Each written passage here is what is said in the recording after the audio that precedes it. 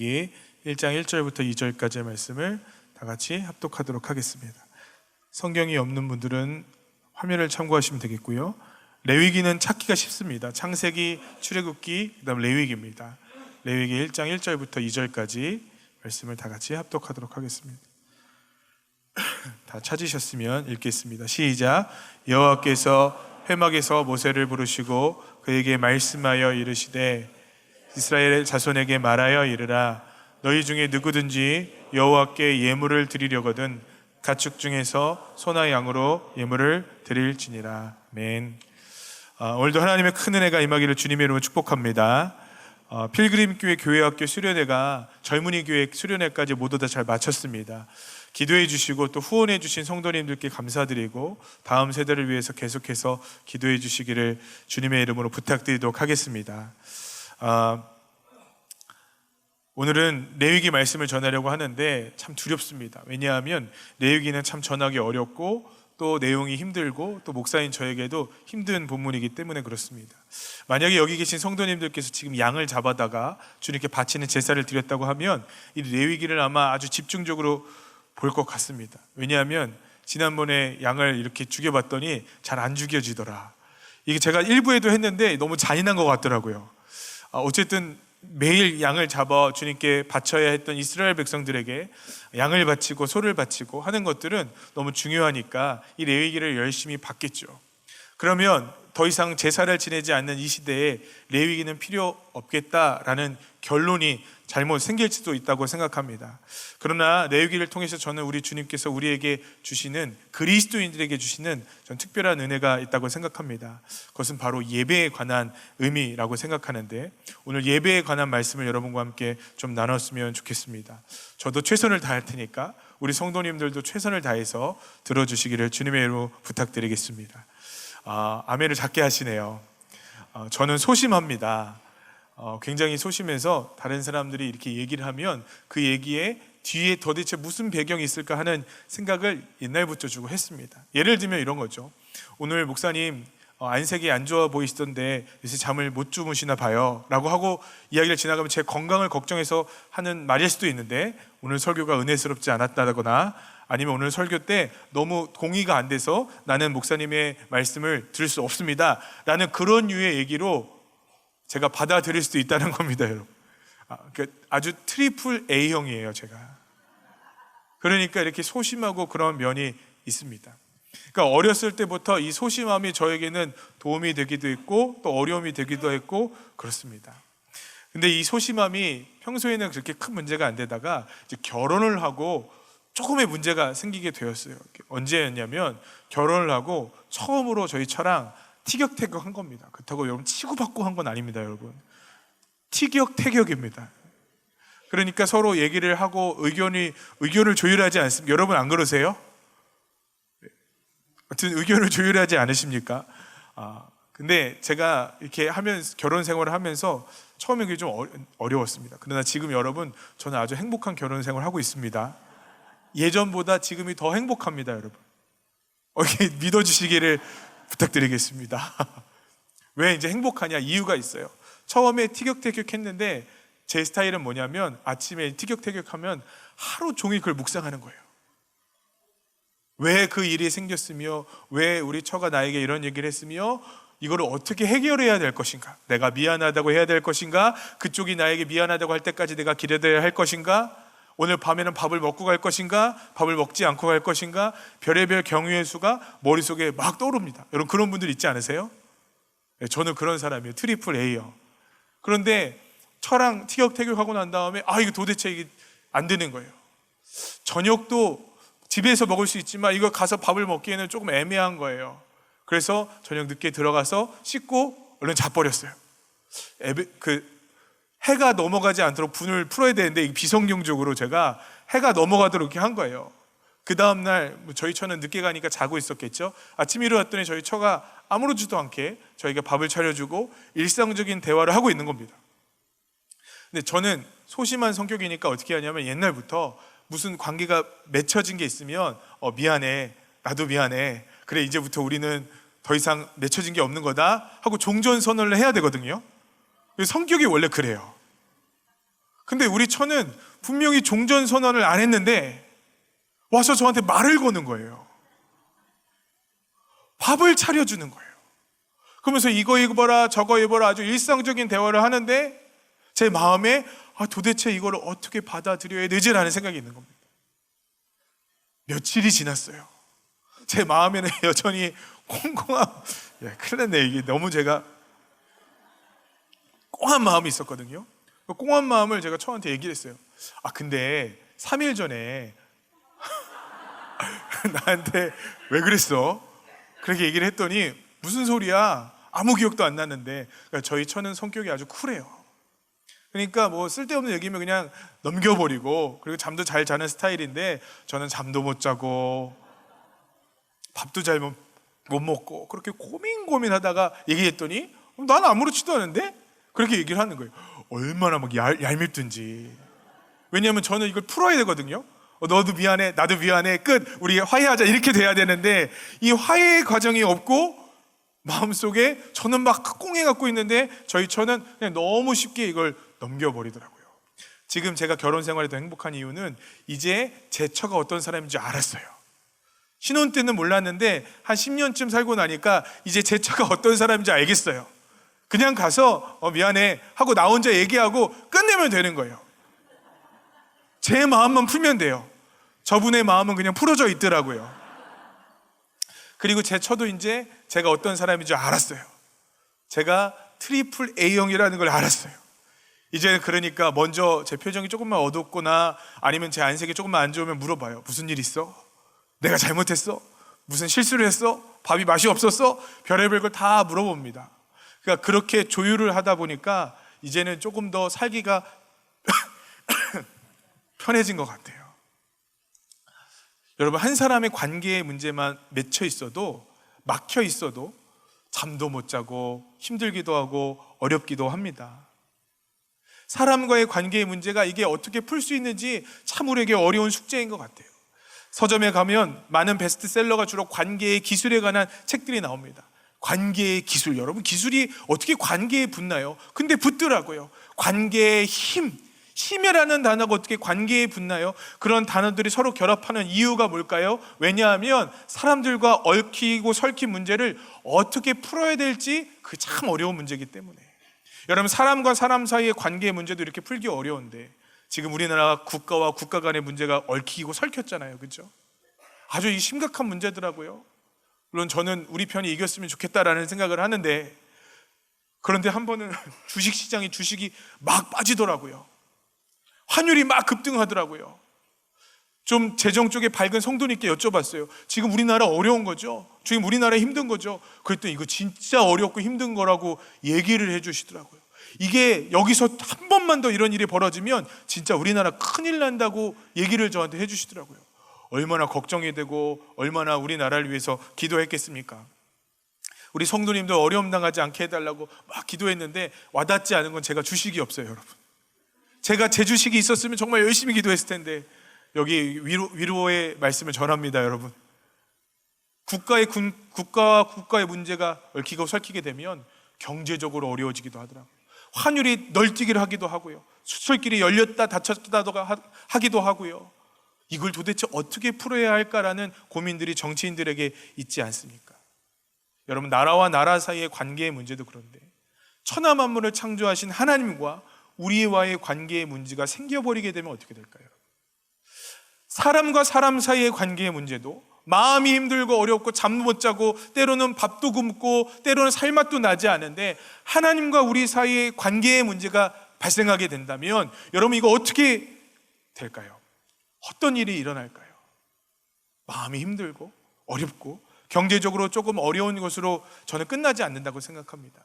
성경대로 말씀드리면 창세기 2장에 보니까 아담과 하와가 하나님의 언약을 어겨버리게 돼요. 하나님께서 이것을 먹고 저것을 먹어도 되는데 동상 중앙에 있는 선악을 알게 하는 나무는 먹지 말라라고 얘기합니다. 여러분, 먹으면 어떻게 된다고 성경은 얘기하고 있나요? 정령 잘하시네요. 죽으리라 그러셨어요. 출애굽기 20장에 보니까 하나님의 말씀이 모세에게 임했는데 모세가 두려워 떨며하는 게 뭐냐면 하나님이 우리에게 말씀하시지 말게 하소서 우리가 죽을까 하노니, 하나님의 명령을 어기고 나니까 그 대가가 뭐냐면 죽음이라는 대가로 찾아오게 된다는 겁니다. 하나님의 말씀을 어기고 하나님을 떠나고 하나님의 언약을 떠나버리게 되면 그들에게 반드시 얻어지는 대가가 있는데, 마음이 불편한 게 아닙니다, 여러분. 경제적으로 어려운 게 아닙니다. 잠 못 자는 게 아닙니다. 그들이 죽어버린다라는 거예요. 여러분, 하나님과 언약이 깨어져 버린 이스라엘 백성들은 위기에 처하게 되는 겁니다. 하나님과 그 영원한 언약을 맺었던 이스라엘 백성들이 그 언약을 깨버릴 때마다 하나님은 진노하셔서 그들을 멸하실 수 있는 권한이 그들에게 있는 겁니다. 저는 드라콘의 법이라는 단어가 생각났습니다. 기원전 7세기 그리스 시대에 있었던 드라콘이라는 사람이 법을 만들었는데 뭐라고 만들었냐면, 채소를 훔쳐 먹으면 사형이래요. 다른 사람의 것을 훔치다 걸리면 사형이래요. 그래서 훗날 어떤 역사가는 잉크가 아니라 피로 쓰여진 법이라고 얘기하는 겁니다. 여러분, 만약에 하나님이 이 드라콘의 법처럼 아주 강력한 법으로 우리를 통치하신다면 설교 시간에 조는 사람은 다 사형, 아멘 크게 하는 사람은 다 사형. 여러분, 이러면요 목사밖에 남은 사람이 없을 거라고 생각해요. 저는 목사라 얼마나 다행인지 모릅니다. 그렇게 해서 죽임당하고 그렇게 해서 끝나버릴 하나님이시라면 과연 하나님의 백성들을 왜 만들어 놓으셨냐고요. 여러분, 하나님이 그런 분이신가요? 하나님이 우리를 죽이기 위해 부르신 것은 분명히 아닐 거라는 것입니다. 하나님께서 우리가 행복하게 살기 원하시고 우리가 당신의 백성으로 살기를 원하셨어요. 사람과 사람 사이의 관계가 회복되어지는 것이 어렵고 힘들기 때문에 관계의 기술이라는 책들이 나오는 것처럼 하나님과 인간 사이의 관계를 회복하는 것이 인간의 편에선 너무나 어렵고 힘든 것이기 때문에 하나님께서 우리에게 주신 선물이 있습니다. 그것이 바로 레위기라는 거죠. 이번에 생명의 삶 본문이 레위기더라고요. 얼마나 걱정이 되든지. 한편으로 그런 생각이 들어요. 우리 성도님들은 성경적인 지식이 풍성하기 때문에 레위기 정도는 충분히 묵상할 수 있으시죠? 다 사형입니다, 여러분. 레위기 정도는 충분히 하나님의 말씀으로 나에게 적용할 수 있고 나에게 하나님이 주신 말씀으로 받아들일 수 있으시죠? 네, 한 3분만 사형을 지금 면했어요. 그래서 제가 부담스럽지만 레위기를 설교해야겠다고 생각한 것은 여기 안에 담겨진 하나님의 마음을 여러분과 나누고 싶습니다. 이스라엘 백성들이 지금 하나님과 언약이 깨어졌기 때문에 멸망당할 것 같아요. 죽을 수밖에 없어요. 하나님께서 피로 그들에게 보복하셔야 합니다. 그런데 하나님께서 그 모든 것들을, 그 관계의 문제를, 막혀진 담들을 해결하는 법을 알려주셨어요. 그것이 바로 레위기예요. 레위기는 단순히 제사장들이 읽어야 하는 성경을 공부하는 어떤 교과서가 아닙니다. 레위기는 어떻게 하면 제사를 잘 지낼까를 물론 연구하기도 하겠지만 그 심장에 담겨져 있는 하나님의 뜻은 뭐냐면, 내가 너희들과 함께 거하고 싶다. 거룩하신 하나님께서 우리와 함께 거하시기 위하여 우리와 하나님과 사이의 관계가 어긋나고 비뚤어지고 해결되지 못할 상황 가운데 처해질 때마다 그것을 능히 해결하는 관계의 비법을 알려주셨는데, 그것이 바로 레위기라는 것입니다. 여러분, 오늘 그 하나님의 마음이 우리 가운데 부어지기를 주님의 이름으로 축복합니다. 그래서 레위기의 시작은요, 원어적으로 보면 바이크라라고 시작합니다. 바이크라. 여러분, 성경은 원래 제목이 붙어 있지 않아요. 레위 사람들에게만 주어진 레위기라는 이름은 후에 붙여진 이름입니다. 원래 구약에 바이크라라는 제목으로 사람들에게 불려지게 됩니다. 바이크라는 아마도 레위기의 첫 줄에서 따온 것 같습니다. 하나님께서 모세를 부르셨다. 여러분, 하나님께서 모세를 왜 부르셨을까요? 레위기는 출애굽과 민수기 사이에 쓰여진 한 달간에 쓰여진 역사적 배경을 갖고 있습니다. 하나님의 성막이 세워지고 하나님의 법대로 가나안 땅에 들어가야 하는 이스라엘 백성들에게, 하나님과 함께 살아가는 하나님의 거룩하심을 동행해야 하는 이스라엘 백성들에게 그들이 죽을 수도 있으니까, 그들이 하나님과 멀어질 수도 있으니까 그들이 하나님과 동행할 수 있도록 관계의 문제를 해결하는 비법으로 우리에게 레위기를 주셨다는 거예요. 하나님이 먼저 우리를 불러주시고 하나님께서 우리에게 막힌 담을 허물어뜨리기 위하여 우리에게 주신 은혜라는 거죠. 여러분, 그러므로 레위기는 오늘날 그리스도인들에게도 능력이 있는 것입니다. 왜냐하면 이것을 통하여 예배가 어떤 것인지 깨달아 알기 때문에 그렇습니다. 우린 더 이상 제사를 지내지 않죠. 우리 더 이상 소나 양을 바치지 않지요. 그러나 우리는 예수 그리스도의 이름으로 하나님께 예배드리고 있습니다. 자칫 이 뜻이 밋밋해질 수도 있어요. 찬양하다 좋은 얘기 듣다가 가는 모임, 그러나 예배는 그런 것이 아니라는 거예요. 레위기의 제사법이 하나님과 우리 사이의 관계를 회복하는 관계의 기술이라면 예배라는 것은 뭘까요? 막혀져 있는 우리 하나님과의 관계, 어긋나져 있는 하나님과 우리와의 관계, 뭔가 뒤틀어져 있는 하나님과 우리와의 관계가 회복되어지는 회복의 자리가 바로 예배의 자리라는 것입니다. 여러분, 이 예배의 자리를 소중히 여기시기를 주님의 이름으로 축복합니다. 존 웨슬레이 목사님, 감리교회 부흥의 운동을 하셨던 존 웨슬레이 목사님께서 마음이 널뛰던 분이에요. 이분도 트리플 A예요. 트리플 A. 이분은 목사로서의 자존감도 때로는 높기도 했지만 때로는 낮기도 했습니다. 어떤 때 구원의 확신이 있기도 했고 때로는 없기도 했고, 심지어는 하나님을 향한 뜨거운 마음이 있기도 했고 없기도 했습니다. 저는 존 웨슬레이 후회예요. 후회. 그러니까 이거 얼마나 성도님들에게 죄송하고, 나 목사해도 되나 이런 생각을 제가 수시로 하거든요. 지난주에도 한 10번을 했을 것 같아요, 제 생각에. 근데 이 존 웨슬레이 목사님께서 그런데 어떻게 목회를 끝까지 할 수 있었느냐, 어느 날 마음이 착 가라앉고 나 과연 이거 목회해야 될까 말아야 될까 하는 생각이 들었는데, 올더스게이트라는 거리에서 한 집회가 열리게 됩니다. 그때 로마서 서문을 낭독하고 있는 한 사람이 말씀을 전하고 있는데, 말씀을 낭독하고 있는데 이상하게 그 말씀을 들을 때 마음에 뜨거운 마음이 일어나게 되었어요. 그러면서 그분이 뭐라고 얘기하냐면, 구원을 위해서 그리스도를, 오직 그리스도만을 신뢰해야겠다라는 마음이 들더라는 거예요. 마음의 기쁨이 넘쳐나기 시작하고, 나를 핍박하고 나를 어렵게 했던 사람들을 능히 용서할 수 있는 마음이 그 마음 가운데 일어나기 시작했다는 겁니다. 죄와 사망의 법에서 나를 구원하셨던 하나님의 역사가 무엇인지 내 마음에 불일 듯이 깨달아지기 시작했다고 얘기하고 있어요. 여러분, 예배는 능력입니다. 이 예배를 통하여 우리의 식어진 마음이 뜨거워지기도 합니다. 아멘이시죠? 이 예배를 통하여 우리가 다른 길로 가고 있다가 하나님의 길로 걸어갈 수 있습니다. 그러므로 예배를 소중하게 여기고 이 예배 가운데 살아있는 예배가 되어지도록 우리 전심으로 주님께 예배할 줄 믿습니다. 오늘 그래서 바른 예배에 대한 것 3가지만 나누고 말씀 마쳤으면 좋겠어요. 물론 레위기에 나타나 있는 다양한 말씀의 깊이들이 있지만 다 나누기 너무 어려워서 제가 3가지만 추려서 레위기 1장을 갖고 여러분과 함께 은혜를 좀 나눴으면 좋겠습니다.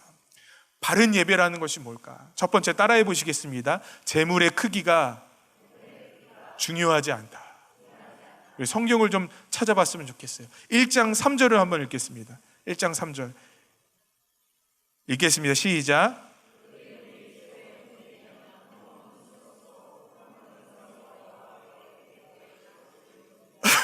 아멘. 여러분, 무엇을 바친대요? 여러분, 소의 번제를 바친답니다. 소의 번제를 바치면 하나님께서 어떤 마음을 가지실까요? 기쁘시겠죠, 그죠? 즐거우시겠죠. 우리 9절을 한번 읽어보겠습니다. 9절 읽겠습니다. 시작. 그 내장과 정광이를 물로 씻을 것이요, 제사장은 그 전부를 제단 위에서 불살라 번제를 드릴지니 이는 화제라, 여호와께 향기로운 냄새니라. 아멘. 여호와께 뭐래요, 여러분? 향기로운 냄새니라. 네, 수소를 바칠 때 하나님께서 그것을 향기로운 예배라고 받으시더라고요. 향기로운 냄새다, 내가 그래서 받겠다라고 말씀하시는 겁니다. 자, 여러분, 이제 소를 바쳤는데 그 다음에 뭐를 바치냐면, 돈이 없는 사람이 양이나 염소를 바쳐요. 여러분, 저는 개인적으로 소고기를 더 좋아합니다. 더 맛있잖아요, 그죠? 그리고 더 비싸잖아요. 이 고대 근동지방에선 소보다는 양이 훨씬 더 싼 거였거든요. 그런데 이 양을 바칠 때 여러분, 하나님께서 어떤 마음을 가지실까요? 이게 싼 건 안 먹어. 이 정도는 그래도 수소에게는 큰 은혜를, 양에게는 적당한 은혜를 주시지 않을까 하는 생각을 할지 모르겠습니다. 우리 13절을 한번 읽어보겠습니다. 13절 읽겠습니다. 시작. 그 내장과 그 정강이를 물로 씻을 것이요, 제사장은 그 전부를 가져다가 제단 위에서 불살라 번제를 드릴지니 이는 화제라, 여호와께 향기로운 냄새니라. 아멘. 제가 이해가 안 되는 거예요, 여러분. 저는 분명히 소처럼 크고 멋진 걸 주면 하나님께서 더 기뻐하실 것 같거든요. 근데 양을 바칠 때에도, 염소를 바칠 때에도 여전히 소를 바칠 때와 동일한 하나님의 반응이신 거예요. 자, 근데 한 번만 더 하겠습니다. 근데 정말 돈이 없는 사람들은 뭘 바쳤냐면 비둘기를 갖다 바쳤어요. 그러니까 치킨. 여러분, 저에게 신방을 갔는데 성도님이 뭐 드시겠어요? 소고기를 드시겠습니까? 아니면 치킨을 드시겠습니까? 그럼 제 마음이 어디로 움직일까요? 저는 채소를 좋아하잖아요. 여러분, 무슨 말씀이세요? 저 같으면 소고기를 먹을 것 같아요. 치킨보다는 소가 훨씬 비싸고 맛있고 양이 많잖아요. 그러니까 하나님도 세상에 여러분 치킨을 어떻게 예물로 드리겠습니까? 그거는 조금 떨어지는 예물인 것 같잖아요. 근데 우리 17절을 다 같이 한번 읽어보겠습니다. 17절 읽겠습니다. 시작. 또 그 날개 자리에서 그 몸을 찔 때 아주 찢지 말고 제사장이 그것을 제단 위에 불 위에 있는 나무 위에서 불살라 번제를 드릴지니 이는 화제라 여호와께 향기로운 냄새니라. 여러분, 이제 눈이 띄어지셨나요? 저는요, 소를 갖고 온 사람을 제일 사랑할 것 같고요, 비둘기를 갖고 온 사람을 덜 사랑할 것 같습니다. 그러나 하나님은 소나 양이나 염소나 새를 갖고 온 모든 사람들의 제물과 예배를 받으시더라는 것입니다. 여러분, 사람은요, 많이 갖고 오느냐를 따질지도 모르겠습니다. 사람은요, 얼마나 크고 대단한 것을 갖고 오느냐를 따질지도 모르겠습니다. 약속 헌금을 가져오고 대단히 작정 헌금을 많이 한 사람을 더 쳐줄지도 모르겠습니다. 사람의 솔직한 마음이 그렇게 될지도 모르겠습니다. 그러나 하나님은 재물의 크기로 사람을 평가하지 않으신다는 것입니다. 하나님은 재물의 크기로 예배를 평가하지 않으시더라는 것입니다. 하나님은 사람들이 보는 것처럼 얼마나 많은 것을 갖고 왔느냐, 얼마나 많은 양을 갖고 왔느냐, 얼마나 대단한 것을 갖고 왔느냐로 그 사람의 예배를 평가하지 않으신다라는 것입니다. 여러분, 그것을 똑똑히 기억하셔야 됩니다. 여러분이 앞으로 신앙생활할 때 어떤 교회를 끝까지 다니실지 모르겠지만 이거 하나만큼은 기억하시기 바랍니다. 헌금의 양으로 우리의 예배의 질을 판단하는 사람이 있다면 그 사람은 정확하게 틀린 사람입니다. 왜냐하면 하나님이 그것을 갖고 기준 삼지 않으시기 때문에. 저는 가끔 신방을 하다가 어떤 성도님들이 신방을 거부하기도 합니다. 물론 제가 싫은 분들도 있어요. 그런데 솔직하게 자기한테 얘기해 주시는 성도님들이 있습니다. 헌금이 없어서 신방을 못 받습니다. 어려워서 신방을 못 받습니다. 왜 우리가 이렇게 됐을까요? 여러분, 주님은요, 돈이 없다고, 돈이 적다고 그 사람을 사랑하지 않고 그 사람의 예배를 받지 않는 것이 절대로 아닌데, 자꾸 우리는 양에 길들여져 있어요. 오늘 내가 헌금을 많이 하면 내가 예배를 잘 드린 것 같고, 내가 오늘 대단한 것을 바치면 하나님께 예배를 잘 드린 것 같겠지만, 하나님은 그것으로 사람을 판단하지 않으신다는 겁니다. 오늘 여기 방문하신 성도님들 계실지도 몰라요. 양으로 사람을 판단한다면 여러분, 그것은 절대로 하나님의 방법이 아닙니다. 하나님께서 그것을 축복으로 여기시지 않아요. 모두 다 동일하게 받으시는 거예요. 그럼 여러분, 아무거나 다 갖다 바쳐도 되는 걸까요? 그렇지 않아요. 양의 크기보다 더 중요한 게 있는데 그게 11절에 나옵니다. 우리 11절을 한번 읽어보겠습니다. 11절 읽겠습니다. 시작. 그가 제단 북쪽 여호와 앞에서 그것을 잡을 것이요 아론의 자손 제사장들은 그것의 피를 제단 사방에 뿌릴 것이며. 여러분, 이 예배를 드리기 위하여 동물을 갖다 바치는데 그 동물을 갖다 바치는 처음 시작점이 어디냐면 북쪽에 동물 잡는 곳에서 갖다 바친대요. 여러분, 이 북쪽이라는 것은 어떤 의미가 있을까요? 아마도 예배의 시작이라는 의미가 있을 것입니다. 에스겔서에 보니까 북쪽에 질투의 우상이 서 있었대요. 그것은 단순히 동서남북 어딘가에 우상이 있었다는 표현을 넘어서 북쪽에 우상이 있었다는 것은 아예 예배의 시작부터 이건 글러먹은 예배라는 거예요. 예배의 시작부터 아예 망가지고 하나님을 떠나고 우상을 섬기고 있는 예배, 내가 받지 않을 예배다라는 것을 에스겔의 환상을 통해서 보여주시는 겁니다. 더 나가서 저는 더 깊은 상징이 있다고 생각해요. 고대 근동 지방의 사람들은요, 방향을 잡을 때 동쪽을 기준으로 삼았습니다. 여러분, 동쪽을 기준으로 섰을 때 동쪽에서 오른쪽은 어디일까요, 여러분? 남쪽일까요, 북쪽일까요? 다시요, 여러분. 동쪽으로 딱 봤는데요, 동쪽을 보고 오른쪽 방향은 남쪽일까요, 북쪽일까요? 북쪽이라고 한 분은 회개하시기 바랍니다. 이거는 여러분 다 아셔야 되는 겁니다. 동쪽을 보고 오른쪽은 남쪽입니다, 여러분. 남쪽은요, 오른쪽의 방향이에요. 그러니까 오른손이라고 하는 예전의 의미는 강하고 또 성공과 그 다음에 어떤 다른 사람들 우위에 있다라는 의미를 뜻하는 겁니다. 그리고 왼쪽은요, 실패와 연약함을 뜻하는 경우들이 참 많이 있었습니다. 그러니까 여러분, 동쪽을 보고 왼쪽 손이 가리키는 북쪽의 방향은 어떤 상징적인 의미가 있을까요? 연약함과 실패라는 의미예요. 여러분, 어떤 재물을 갖고 와도 돼요. 소 갖고 와도 되고요, 양과 염소 갖고 와도 되고요, 비둘기 갖고 와도 주님께서 받으신다는 거예요. 그런데 그 시작이 어디서부터 시작되어지느냐? 북쪽에서부터 시작되는 거예요. 우리의 연약함, 우리의 실패함, 우리의 약함을 주님께 온전히 고백하는 것으로부터 예배가 시작된다는 겁니다. 여러분, 우리 오늘 예배는 어디서부터 시작되었나요? 소를 갖고 오셔서 여러분 하나님께 자신만만하게 서셨나요? 양을 갖고 오셔서 오늘은 내가 주님께 뭐 좀 바치네라고 생각하시나요? 우리의 예배의 태도의 시작이 뭡니까? 하나님, 내가 연약해요. 하나님, 내가 실패했어요. 하나님, 내가 주님께 잘 살아보고 싶었지만 제대로 되지 못했어요. 그래서 주님의 은혜가 필요하고 주님의 죄사함이 필요하고 주님의 도움이 필요합니다. 나에게 하나님의 은혜를 좀 부어주십시오. 그래서 시편 51편 17절에 이렇게 얘기합니다. 하나님께서 구하시는 제사는 상한 심령이라. 여러분, 주님께 예배하기 위해 뭐 갖고 나와야 할까요? 그저 예배 빨리 끝나고 가야겠다, 예배 아닙니다. 여러분, 그저 오늘 목사가 좋은 얘기하는 거 들어야겠다, 예배 아닙니다. 오늘 찬양하는데 내가 기분이나 풀어야겠다, 그거 예배 아닙니다. 예배는요, 상한 심령을 갖고 주님 갈망합니다. 주님, 나를 좀 도와주십시오. 주님, 나에게 당신의 은혜를 좀 부어주십시오. 나의 연약함을 덮어주십시오. 나의 실패를 통회합니다라고 고백하고 나아가는 것이 진짜 예배라는 겁니다. 그런데 우리는 진짜 재물을 안 갖고 오고 가짜 재물들로만 예배하려고 합니다. 겉으로 보여지는 것들로만, 다른 사람들이 보고 칭찬할 것들로만 예배를 채우려고 합니다. 아닙니다. 주님께서는 상하고 통회하는 심령이 나와 주님의 은혜를 간구하는 그것을 예배라고 여기신다는 것입니다. 여러분, 이것으로부터 우리가 시작할 수 있게 되기를 주님의 이름으로 축복합니다. 둘째, 바른 예배는요, 따라해 보시겠습니다. 내가 준비해야 할 것이 있다. 여러분, 준비하셨어요? 오늘 예배 드릴 때 여러분 뭐 하실 거예요? 우리 교회는 일어났다 앉았다가 없어요. 만들까 봐요. 왜냐하면 이쯤 되면 성도님들이 이제 좀 힘들어지기 시작하거든요.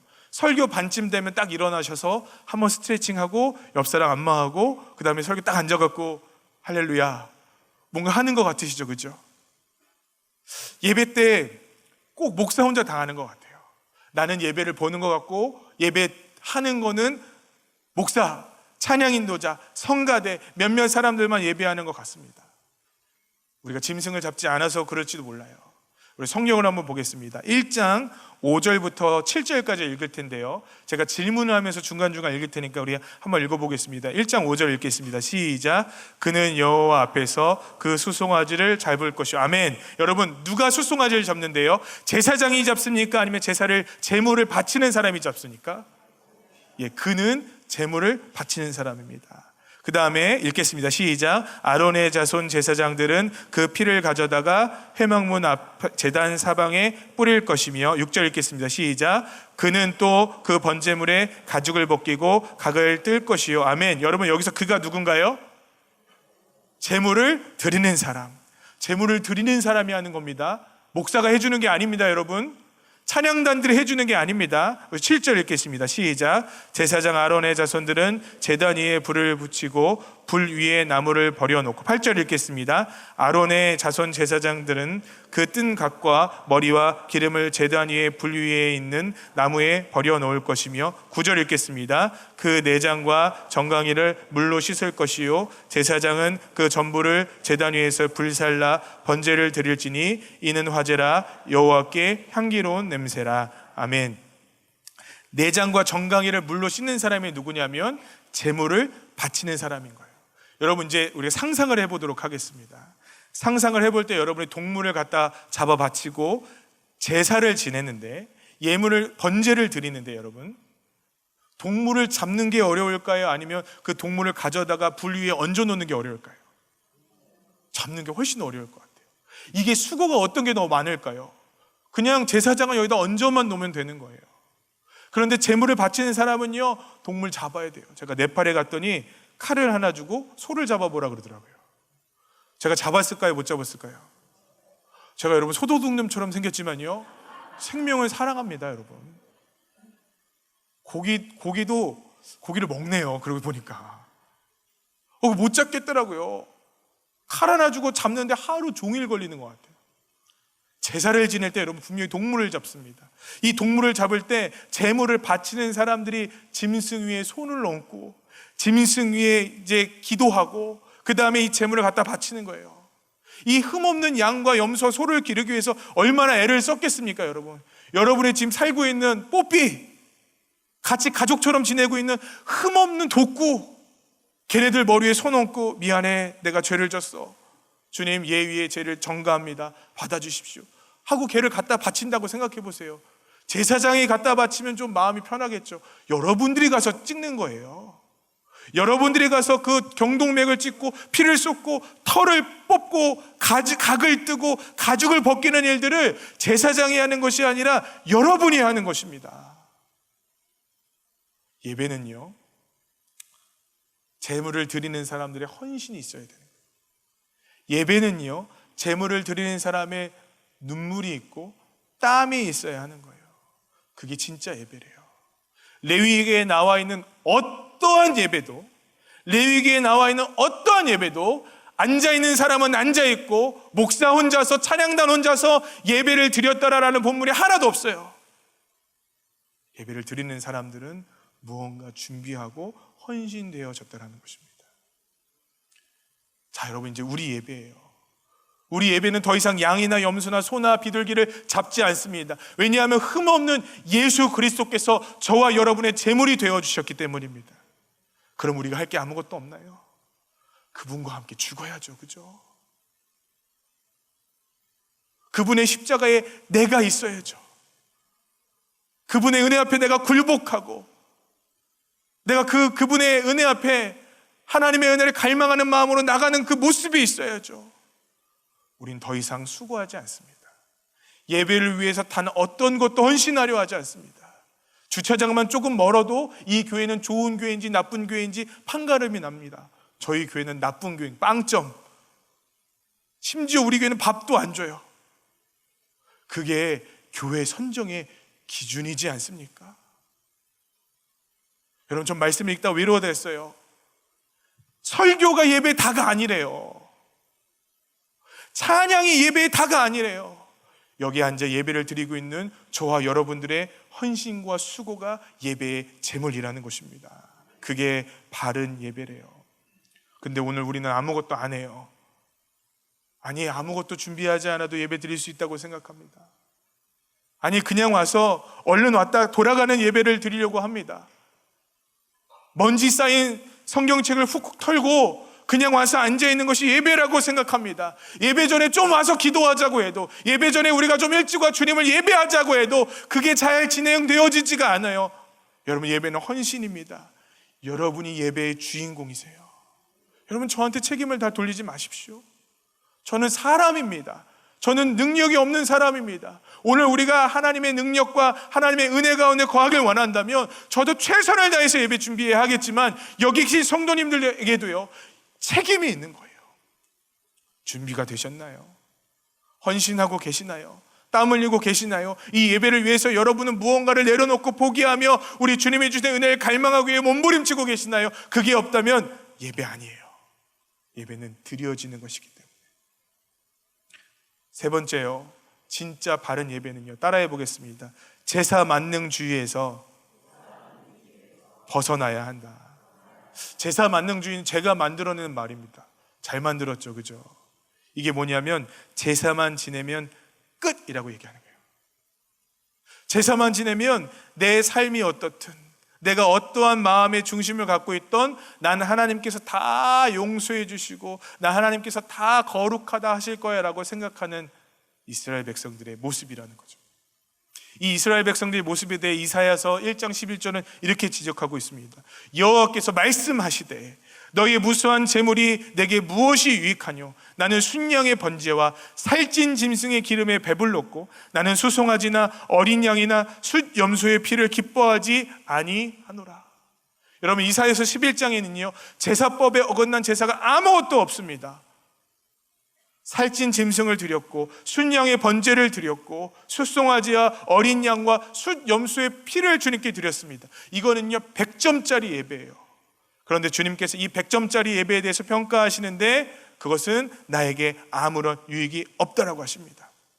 왜 그렇습니까? 16절에 보니까 너희는 스스로 씻으며 스스로 깨끗하게 하여 내 목전에서 너희 악한 행실을 버리며 행악을 그쳐라.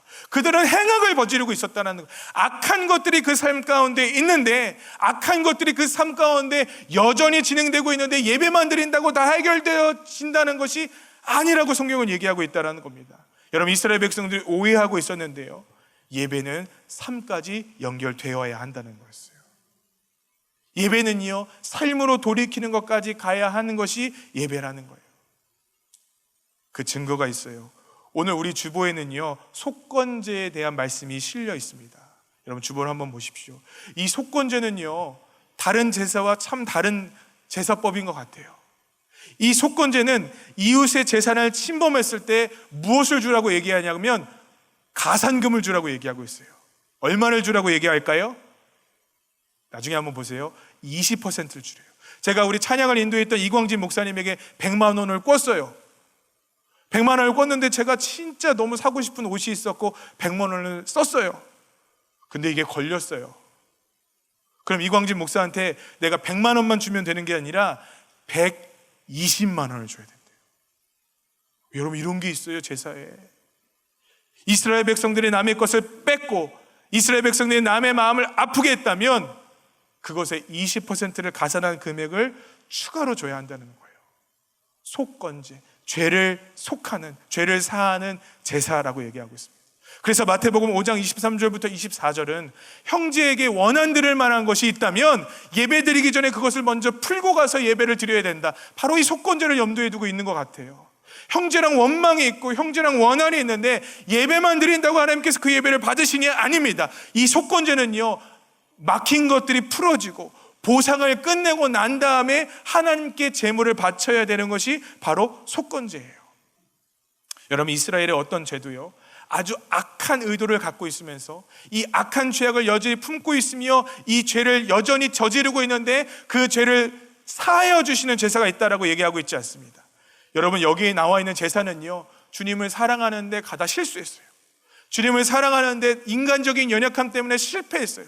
주님을 따르고 싶어 갔는데 하나님의 뜻대로 살지 못하고 넘어졌어요. 그러할 때 지내는 제사들이 레위기에 나와요. 여러분, 나중에 혹시 저한테 찾으시는 분들 말씀해 주세요. 악한 동기들을 계속 갖고 있고 악한 행동을 여전히 하면서 주님께서 죄를 사하여 주셨다는 제사는요 레위기에 단 한 번도 나오지 않아요. 그들은 죄를 고백하고 죄를 토해내고 삶의 방향을 돌이켜야만 하나님께서 그 제물을 받아주시더라는 거예요. 오늘 우리는요 제사 만능주의에 빠졌어요. 어떻게 살아도 예배만 드리면 천국행 티켓이 우리의 손에 있을 것처럼 여겨집니다. 악한 것을 먹어도 기도하고 먹으면 될 것 같아요. 악한 것을 받아도 기도하고 주님의 영광을 위해 쓰면 되지 뭐 하면 될 것 같습니다. 아니에요. 주님께서는 그 악한 것들을 버리고 예배할 때 그 예배를 참된 예배라고 받아주시더라는 것입니다. 여러분, 우리 예배는 참되나요? 우리 예배에 능력이 있나요? 우리 예배에 하나님의 거룩한 임재들이 부어지나요? 우리 안에 숨겨져 있는 죄악들을 결별하기 시작할 때, 심지어 여러분 다른 사람의 마음을 아프게 한 그것을, 여러분 다른 사람의 것을 손해보게 했어요. 그런데 성경은요 그것이 하나님께 빚진 거래요. 제가 이광진 목사의 마음을 아프게 했어요. 그러면 이게 하나님과 이광진 목사와 저 사이의 일이 아니라 하나님의 마음을 아프게 한 것이래요. 하나님께 빚진 거래요. 하나님께 풀어야 하는 것이래요. 오늘 우리가 회개의 의미가 퇴색되어졌다면 아마 이 제사 만능주의의 신학에 빠져서 그럴 거예요. 예배드리면 다 돼. 예배드리면 다 용서해줘. 물론 예배할 때 주님께서 일하시죠. 예배할 때 주님께서 회복해 주시죠. 그런데 그 마음이 여러분 가운데 있으셔야 돼요. 돌이키고 싶은 마음, 듣고 싶은 마음, 주님께 나아가고 싶은 마음, 내 삶을 꺾어 주님께 바치고 싶은 그 마음이 있을 때 그 예배가 온전히 아름답게 드려지더라는 것입니다. 이제 말씀을 마치겠습니다. 여러분, 우리는 예배에 성공해야 합니다. 왜냐하면 이 예배를 통해 주님께서 우리를 회복시키시기 때문에 그렇습니다. 여러분 안에 있는 그 숨겨진 죄악들이 주님의 회복의 은혜를 막지 못하도록 여러분 벗어버리시기를 주님의 이름으로 축복합니다. 여러분 안에 있는 잘못된 신앙들로 인하여 난 주님께 드릴 것이 없는데, 난 주님께 갖다 바칠 수 있는 많은 것이 없는데 나 과연 주님을 예배할 수 있는가, 주님이 날 사랑하실까, 여러분 그 생각을 버려버리시기 바랍니다. 주님에게 필요한 오직 여러분의 상한 심령입니다. 여러분 예배할 때 가만히 앉아 그냥 주님을 예배한다고 생각하지 마십시오. 내가 주님을 위해 헌신과 결단을 드려야지. 여러분 그 고백을 주님께 올려드리기를 주님으로 축복합니다. 레위기 1장 1절은 여호와께서 회막에서 모세를 부르시고 라고 시작합니다. 회복은요 우리가 하고 싶다고 되는 게 아니에요. 이 예배는요 주님께서 저와 여러분을 초청해 주신 것입니다. 회복시켜 주시려고요. 예배를 준비하다가 저희 멘토 목사님이신 박보영 목사님의 간증이 떠올랐어요. 박보영 목사님이 14년 동안 매 맞고 굶주리고 어렵다가 드디어 주님을 만났습니다. 주님의 음성이 다시 들려지고 하나님께서 그 교회에 부흥을 주셨어요. 교회도 생기고 목양실도 생기고 컴퓨터도 생겼는데 우리 아이들을 위해서 그 음란물 차단 프로그램을 깔다가 음란물이 뭐가 있지 하고 그냥 궁금해서 보셨대요. 5분을 보셨겠나요? 10분을 보셨겠나요? 제가 적나라하게 듣기는 그냥 몇 장면을 보셨는데 갑자기 주님께서 두려운 마음을 주시더래요. 나 지금 뭐 하고 있는 거지 하는 생각이 들더래요. 나 이렇게 하면 끝이구나. 목사로서의 삶이 끝났구나. 다음날 성도들 앞에 설교를 하셨답니다. 예배가 끝나고 저는 악한 목사입니다. 아이들을 위해서 음란 차단 프로그램을 깔 것이 아니라 저를 위해서 깔아야 됩니다. 저를 용서해 주시고 만약에 여러분들이 목회를 그만두라고 하시면 저는 그만두겠습니다 하고 성전 뒤편에 강대상을 향해서 무릎 꿇고 기도하셨대요. 이상하게 다시 하나님의 은혜가 부어지고 이상하게 다시 주님께서 회복시켜 주시는 은혜를 경험했습니다. 이상하게 성도들도 음란한 목사라고 얘기하지 않고 우리 목사님 참 좋은 목사님이라고 하더래요. 이게 여러분 예배의 능력인 것 같아요. 여러분 제 안에 뭐가 있겠습니까? 그죠? 우리 솔직히 여러분 안에 무엇이 있습니까? 어긋난 거 투성이잖아요. 죄된 것들 투성이잖아요. 그런데 어떤 사람은 회복을 경험하는데 어떤 사람은 아무것도 경험하지 못하고 그냥 갑니다. 어떤 사람은 예배의 기쁨을 누리며 살아가는데 어떤 사람은 아무런 감격도 누리지 못하고 살아갑니다. 여러분 무엇을 주님께 꺼내놓으신가요? 교회는 성공을 주는 것이 아닙니다. 교회는 구원을 주시는 것입니다. 교회는 주님과 우리의 관계가 회복되어지는 것입니다. 여러분 무엇을 두려워하십니까? 우리를 위하여 예비해 놓으신 자리에, 하나님이 부르신 이 자리에 여러분 담대하게 주님께 나아가시기를 주님의 이름으로 축복합니다. 우리 이 찬양과 함께 기도했으면 좋겠는데요. 내 입술로라는 찬양입니다. 이 찬양의 2절을 먼저 찬양했으면 좋겠어요. 황소를 드림보다 진정한 예배를 기쁘게 받아주시는 주님. 여러분 황소 필요 없어요. 우리 안에 정말 주님을 향한 갈망이 있을 때 우리 주님 이 가운데 역사하실 줄 믿습니다. 우리 찬양하고 함께 기도하길 원합니다. 찬양하겠습니다. 황소를 드림보다 황소를 드림보다 진정한 예배를 기쁘게 받아주시는 주님 찬송을 부르며 영원히 섬기리 주님께. 다시 한번 우리 회복의 은혜를 경험하기 원하는 심령들은 우리 주님께 고백하겠습니다. 황소를 드림보다 황소를 드림보다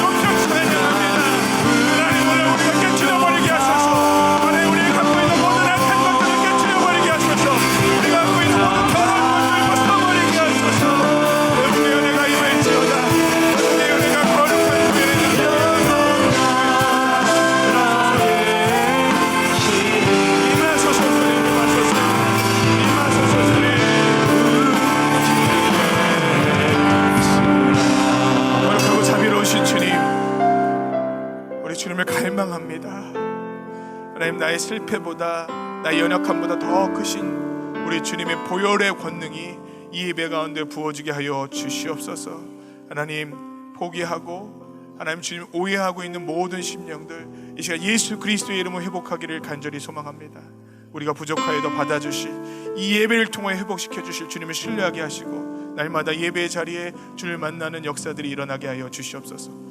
이제 우리 주 예수 그리스도의 은혜와 하나님 아버지의 극진하신 사랑과 성령님의 감화 감동 교통 역사하심이 주님을 참되게 예배하길 원하는 모든 심령들 위해 이제부터 영원까지 함께 하시기를 간절히 축원합나이다. 아멘.